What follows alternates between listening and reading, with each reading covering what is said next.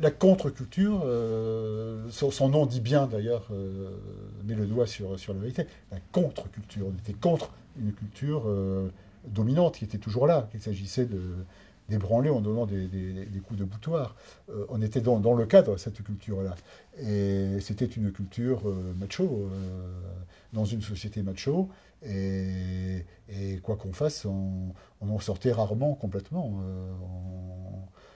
On était peut-être les gens qui avaient envie d'y foutre le feu, qui la contestions, mais on avait grandi dans cette culture-là, et c'est vrai qu'il y avait davantage de mecs qui filmaient, qui écrivaient, qui faisaient des BD, ou qui payaient que de femmes.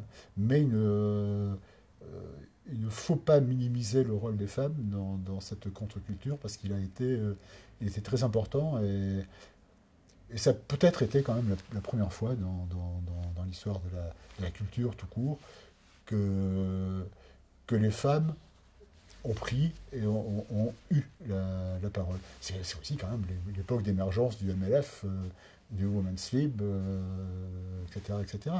C'est c'est l'époque de la révolution sexuelle, c'est pas pour des lèvres.